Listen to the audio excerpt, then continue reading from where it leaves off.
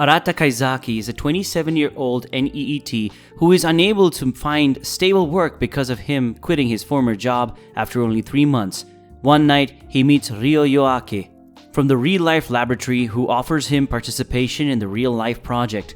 Arata accepts and soon learns ReLife involves him taking a medicine that makes him appear 17 again and enrolling as a third-year high school student at Aoba High School, where he meets fellow classmates Kazomi Oga, Rena Karyu, and Onoya, Chizuru his hero, and Ryou, who has also taken the medicine to support Kaizaki while enrolled in school. Ryou explains to Arata that ReLife is an opportunity for him to relive his youth in an attempt to change his current self. From there, Arata's ReLife experience begins.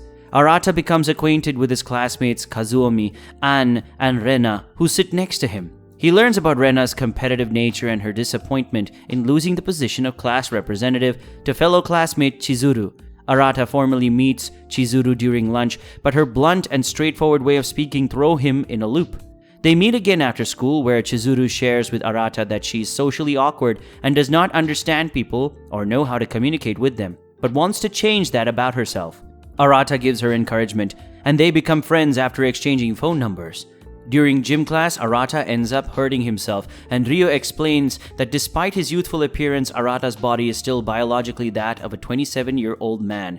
Meanwhile, Chizuru takes Arata's advice to try smiling more in an attempt to make friends, but her forced smiles are misinterpreted by Rena as Chizuru mocking her.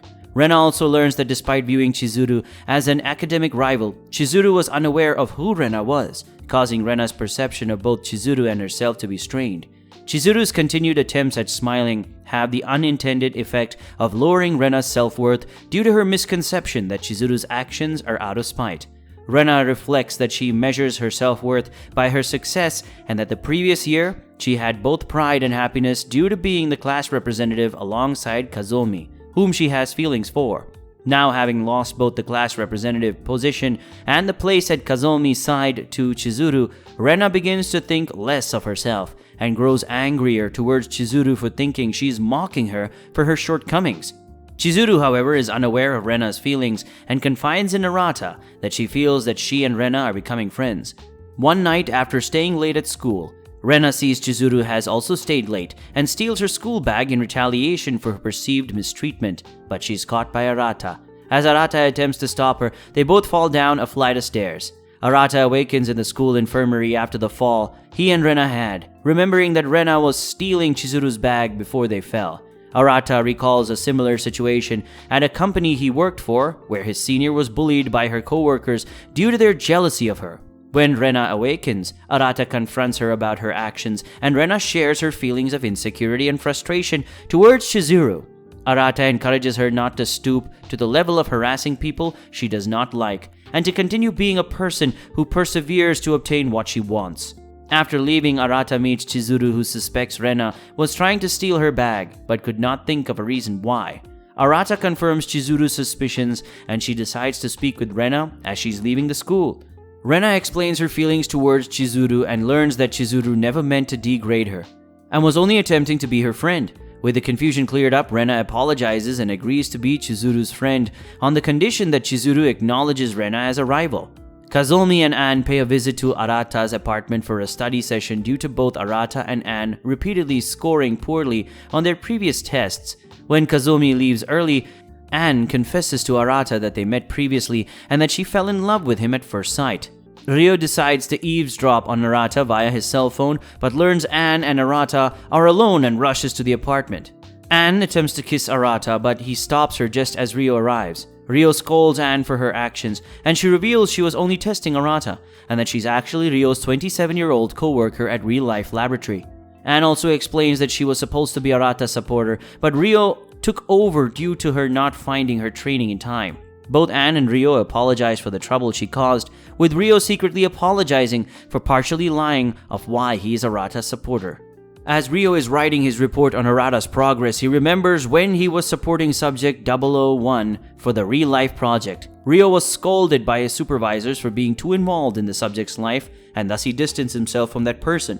At that time, he was also asked to scout out Arata to potentially be subject 002 in the ReLife project.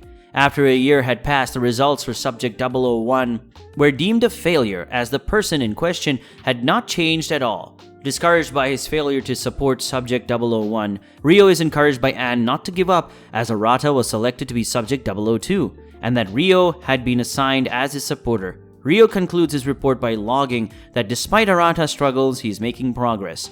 Honoka, the captain of the girls' volleyball club, takes a makeup test with Arata, to which only Honoko passes, leaving Arata somewhat disheartened. However, he looks back on his past self thinking that if he were still the same person, he would have just gave up and went home. After practice, Honoka overhears the jealous volleyball team making fun of her, to which Rena shows up and confronts the team for Honoka's sake.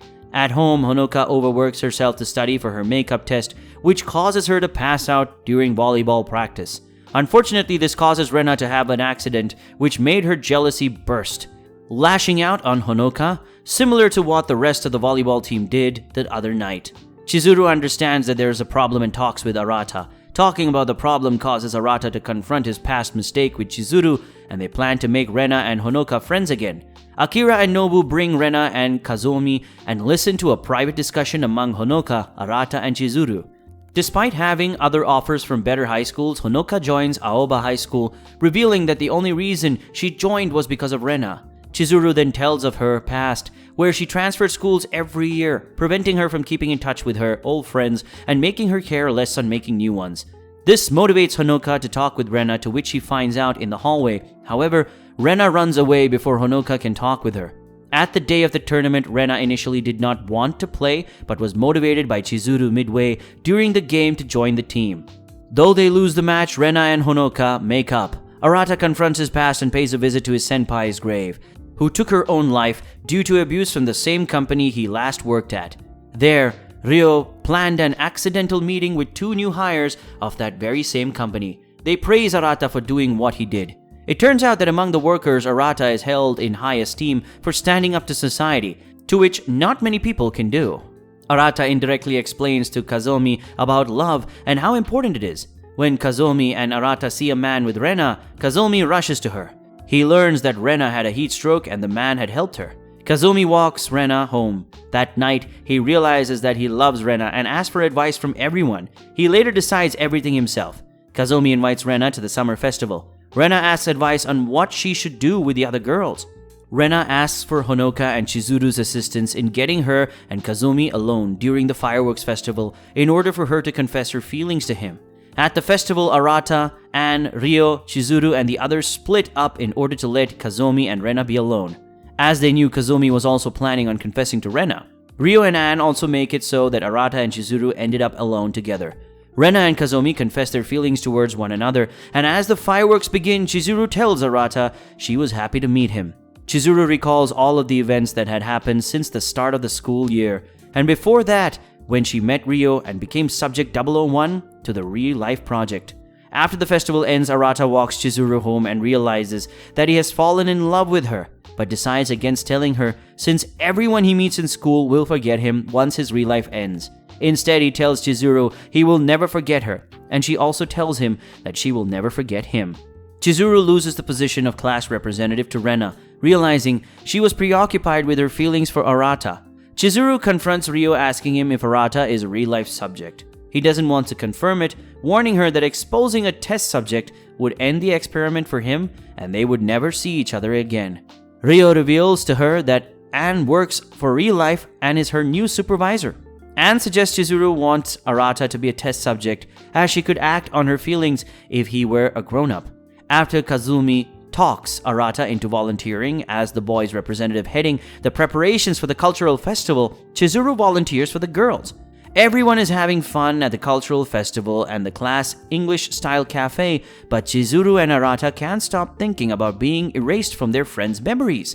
A discussion between Ryou and Anne reveals that Chizuru's and Arata's memories of each other will be lost as well.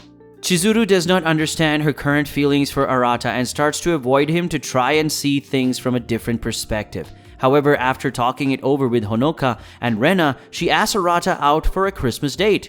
During the date, they end up buying phone straps for each other.